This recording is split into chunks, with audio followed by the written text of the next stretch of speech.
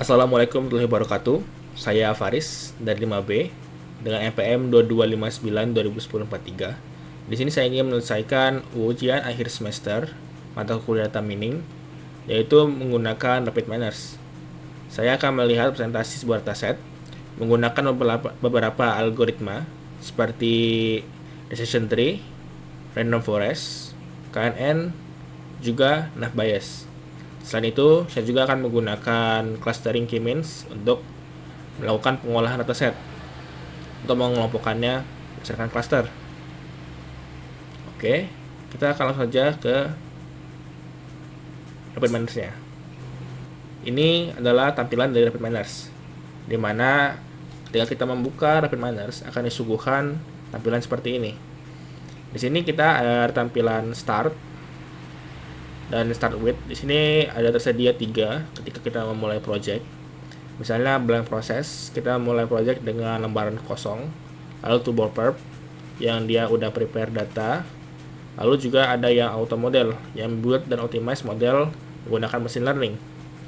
Di sini kita pilih saja yang blank process. Kita ingin menampilkan kosong. Lalu berikutnya kita akan melakukan import data ke dalam Rapid Miners. Kita pilih saja import data, lalu pilih yang My Computer. Di sini kita pilih file yang kita sediakan. Saya menaruhnya di PC, D, dan di download serta data mining. Nah, di sini saya memiliki 3 dataset, yang dimana yang paling atas ini adalah dataset yang full atau yang lengkap. Lalu data yang kedua itu data tesnya.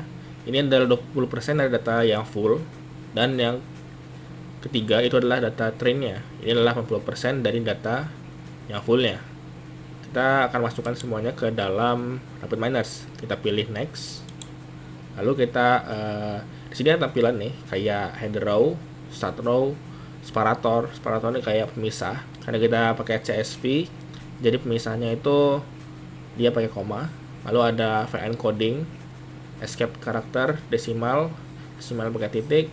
Lalu use quotes, skip comment, ada juga trimline dan multi-line text. Nah, di sini ada beberapa kolom yang ada di dalam dataset saya, seperti umur atau age, lalu ada gender juga atau jenis kelamin, height tinggi badan, weight berat badan, dan juga BMI atau body mass index atau indeks massa tubuh, yaitu kadar lemak dalam tubuh seseorang. Lalu ada juga physical activity level. Inilah tingkat aktivitas fisik yang dilakukan seseorang, yang dimana jika semakin tinggi akan semakin padat aktivitasnya. Lalu ada juga obesity kategori. Adalah kategori obesitas yang terdiri dari underweight atau kurus, normal weight, normal. Lalu ada overweight, itu dia sedikit kelebihan berat badan dan obesitas.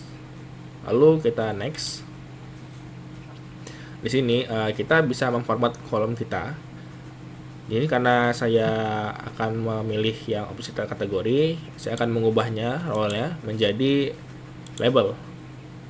Lalu kita OK dan next. Lalu kita simpan di data dan finish.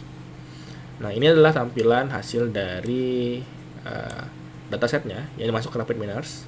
Di sini pada kolom obesity kategori yang telah dilabelkan, kolomnya berubah menjadi warna hijau. Nah, ini berikutnya kita masukkan juga untuk data test dan trainnya. Di sini saya kembali ke PC, D, download, mining, test, ubah labelnya jadi label. Oke, next, finish. Lalu terakhir data.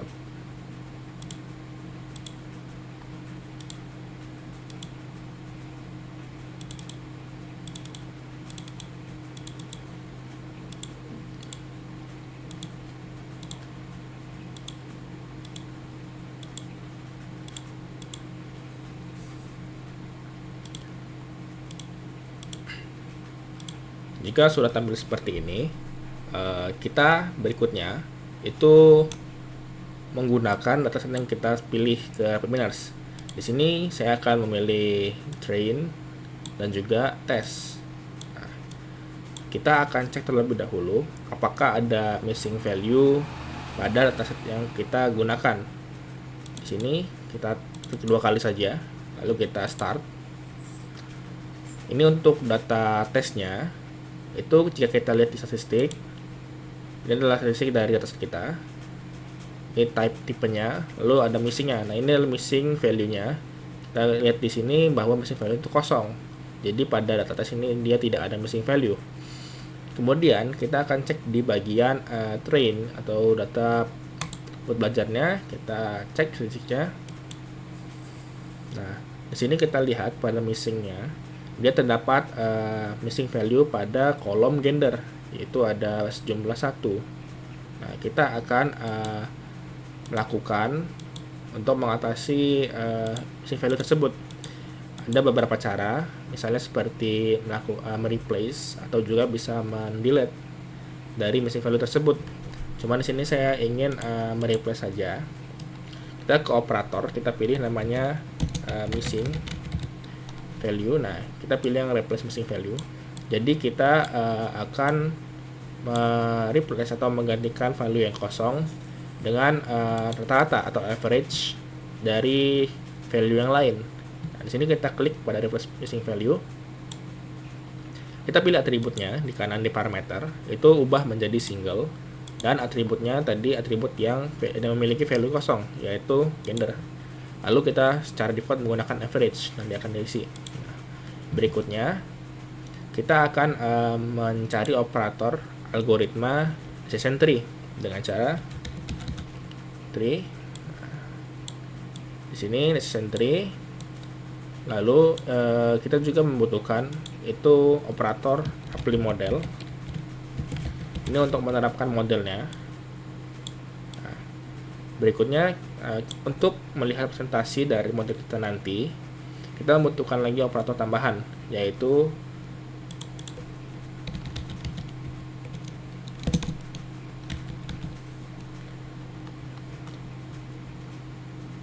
performance. Nah, ini adalah operator yang kita butuhkan untuk saat ini. Di sini pada missing value yang dari data train itu kita tarik S saja ke train, lalu pada decision tree-nya atau algoritmanya kita tarik mode ini ke apply model, lalu pada apply model ini kita masukkan lab ke performance labnya. Nah, di sini untuk yang tesnya kita masukkan ke UNL. Nah, di sini berikutnya kita akan tarik pada performance dan juga EXA-nya, serta pada apply model juga mode-nya kita klik. Nah, jika sudah seperti ini akan kita run. Nah, ini adalah hasil dari pembelajarannya atau modelnya. Di sini terlihat seperti agak besar ya. Kita bisa mengatasinya dengan memperkecil modelnya. Di sini dari depth-nya 10 bisa kita kecil misalnya jadi 5 saja, lalu kita run lagi. Nah, di sini dia sudah lebih enak untuk dilihat. Ini adalah hasilnya, yaitu terdapat seperti tree atau modelnya ini, lalu ada sampelnya juga dan juga performance-nya. Di sini kita lihat dari tree-nya dulu, decision-nya dulu. Bisa dilihat di sini yang paling atas itu adalah BMI atau body mass index.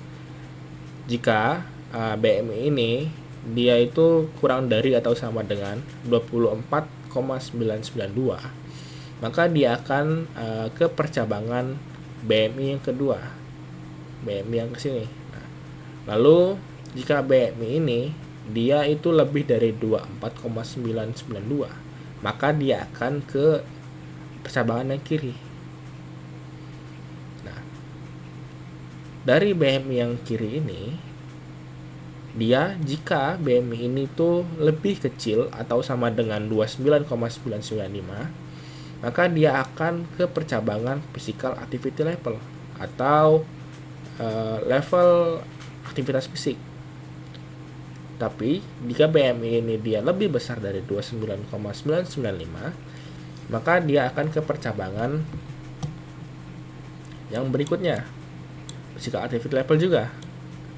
Namun di sini ada perbedaan, dimana jika physical activity level yang kanan ini, jika dia kurang dari atau sama dengan 4.500, maka dia akan mengambil overweight atau kelebihan berat badan.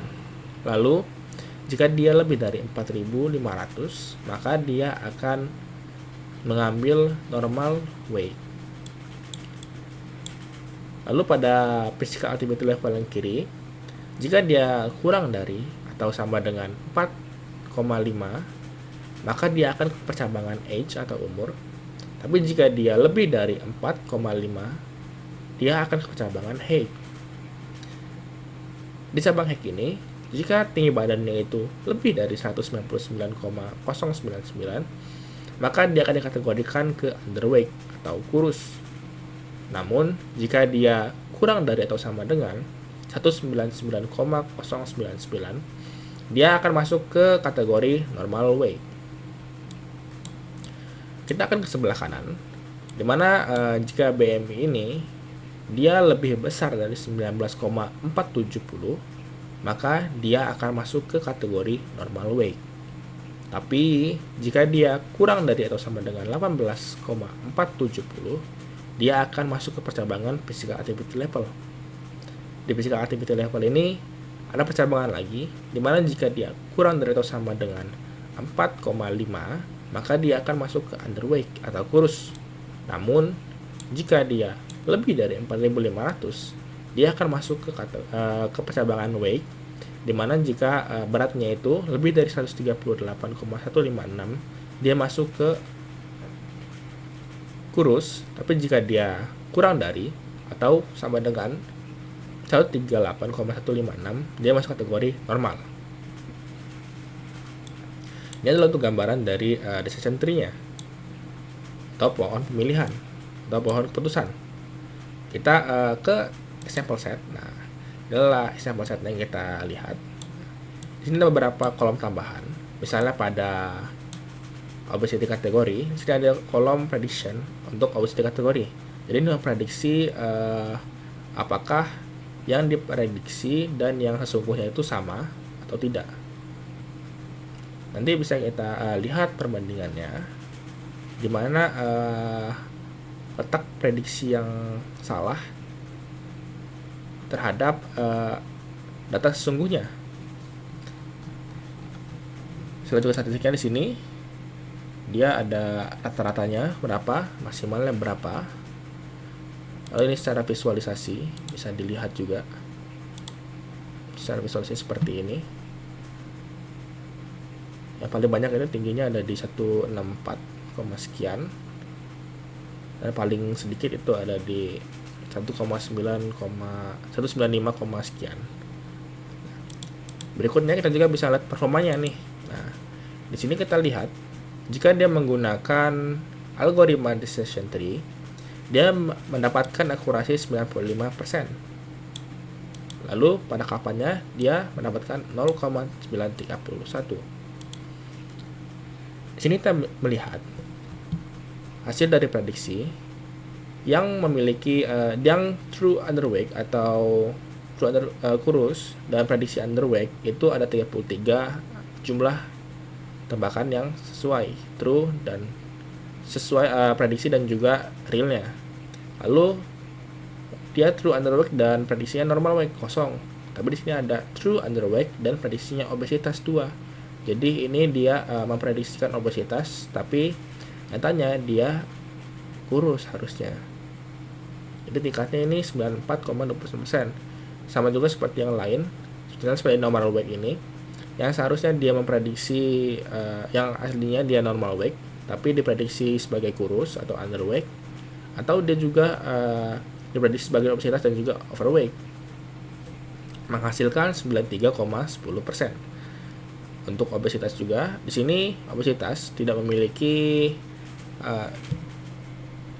perbedaan pada prediksi dan juga yang sesungguhnya, yang dimana pada obesitas ini yang diprediksi dan yang sesungguhnya itu sama. Jadi dia mendapatkan persentase 100%. Di sini true underweight, masing-masing underweight, normal dan obesitas mendapatkan 1, dan yang true overweight dan prediksi overweight dia 55.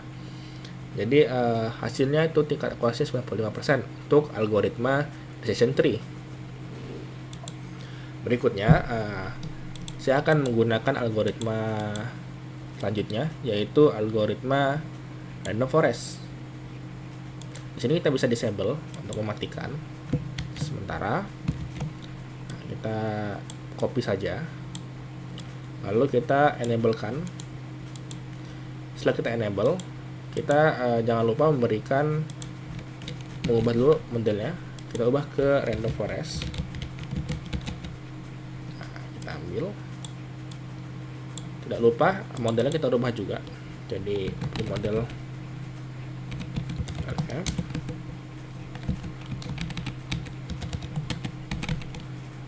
dan missing value. Oke, di sini kita tarik lagi train dan modelnya. Di sini kita cek untuk tingkat akurasi, lalu kita start. Oke, untuk random forest ini adalah algoritma tingkat lanjutan dari decision tree, di mana random forest ini adalah sekumpulan decision tree seperti ini nih. Ada beberapa dalam random forest ini ada dipecah lagi menjadi beberapa tree, banyak tree. Jika seperti ini terlalu banyak, kita bisa turunkan lagi seperti tadi, misalnya menjadi seperti 5. Di sini kita run lagi.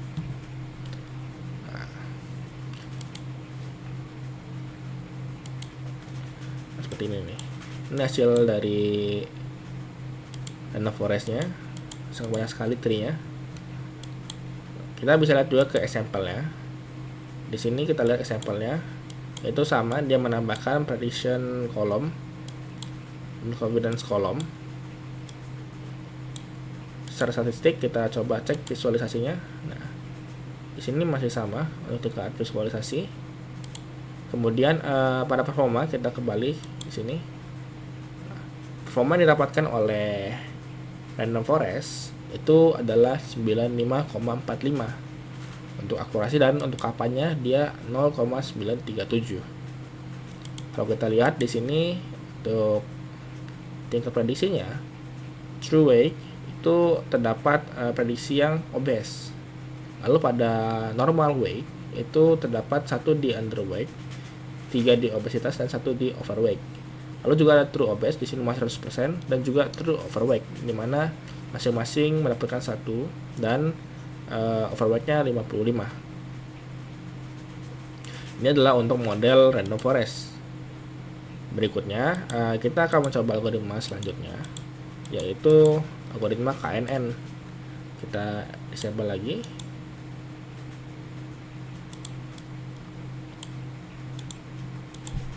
Lalu kita copy saja.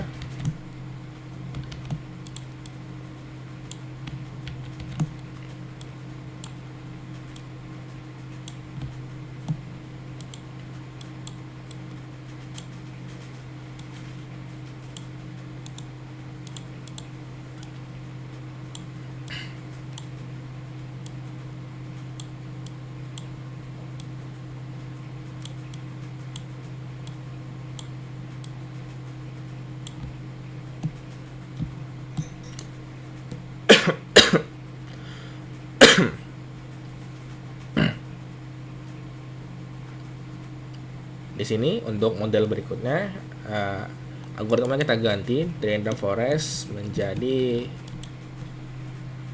KNN. Di sini kita ambil KNN-nya, kita gabungkan. Kita rubah lagi untuk namanya.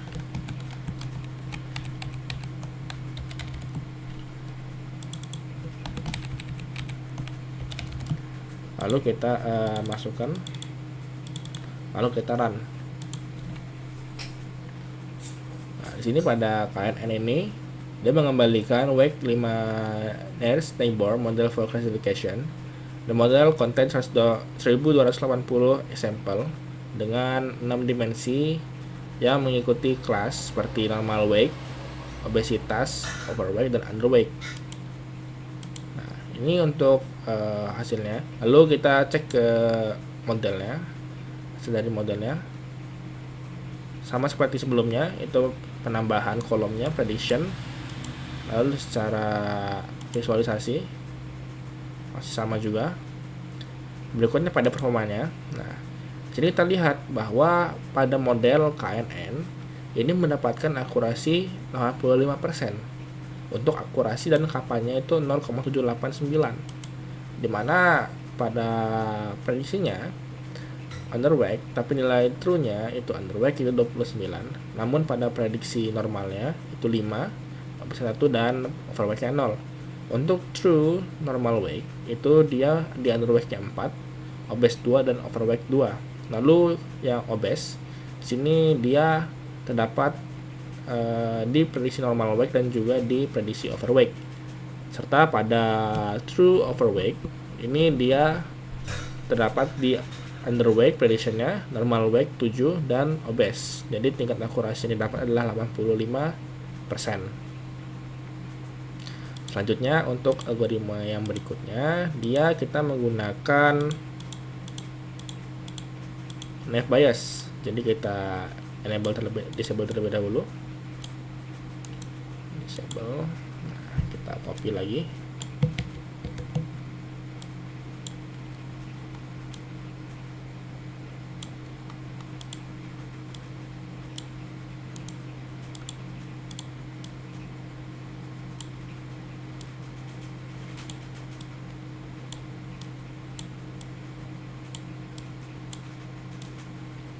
Nah, ini KNN kita ubah menjadi naive Bayes.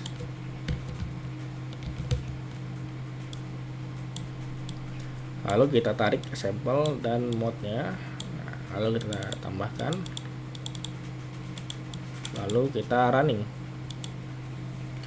Di sini pada naive Bayes ini dia menampilkan simple distribution model for label attribute obesity kategori. Dimana di sini pada kelas normal weight itu mendapatkan 0,363 dengan 6 distribusi. Untuk kelas obes ini mendapatkan 0,191 6 distribusi.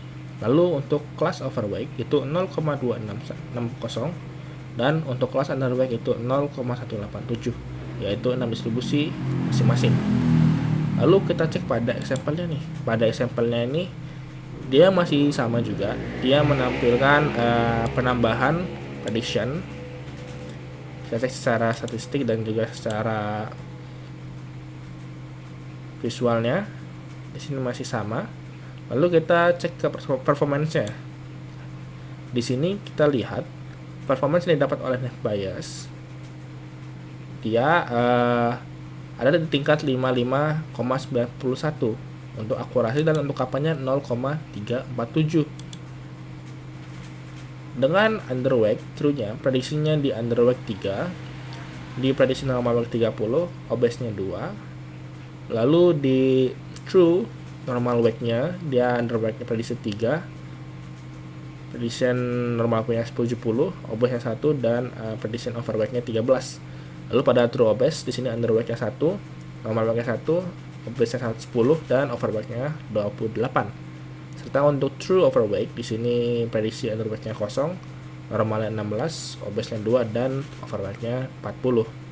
Dan dimana dia mengembalikan akurasi dengan tingkat 55,91%. Nah, di sini kita akan bandingkan nih mana itu yang paling besar tingkat akurasinya dan mana yang paling kecil dengan akurasinya. Nah, di sini kita akan mengenable semua yang telah kita disable sebelumnya. Kita enable saja. Lalu kita enable. Nah, kita akan arahkan. Kita hanya membutuhkan tingkat akurasinya saja.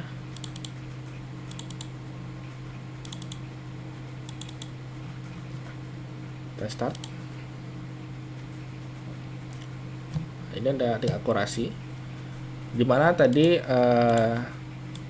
yang paling besar itu didapatkan oleh performa dari random forest, yaitu mendapatkan akurasi di 95,45%. Lalu disusul oleh yang kedua yaitu decision tree mendapatkan 95%. Lalu disusul lagi dengan KNN yaitu dengan 85%, dan yang terakhir itu ada di Naive Bayes. Jadi kita bisa simpulkan bahwa yang akurasi terbaik dan model algoritma adalah algoritma yang terbaik untuk dataset ini adalah algoritma random forest dengan akurasi 95,45. Kemudian berikutnya kita akan melakukan clustering pada dataset kita menggunakan algoritma K-means dengan K3. Kita akan masukkan dataset yang full di sini, obesity data. Lalu kita cek terlebih dahulu datasetnya.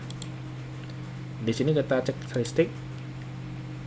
Missing value masih ada di tabel gender, di kolom gender. Kita kembali ke design.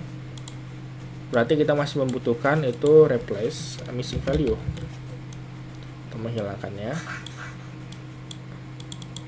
Kita ubah menjadi single dan ubah ke gender.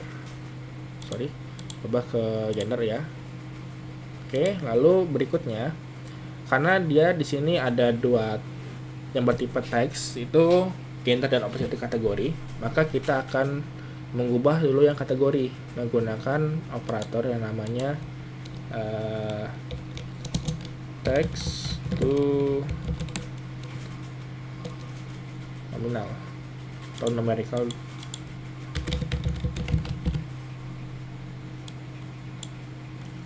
to numerical. Nah, kita ubah dari missing value ini, kita cari single, kita ubah ke gender ini. Nah, kemudian kita juga membutuhkan split data. Di sini split data ini berfungsi untuk membagi dataset tanpa harus membacanya secara manual seperti ini. Kita copy, kita buka, nah, kita tambahkan entry itu 0,8 untuk 80% dan 0,2 untuk 20%. Kita oke. Kemudian kita gunakan algoritma K-means-nya. Lalu kita tarik ke sini, kita masukkan dan kita masukkan clusteringnya. Nah, kemudian pada K-nya kita ubah jadi K3. Lalu kita running. Ini adalah hasil dari percobaannya. Di sini kita lihat bahwa ada kolom clustering yang bertambah, dimana jika statistik kita lihat pada visualisasi,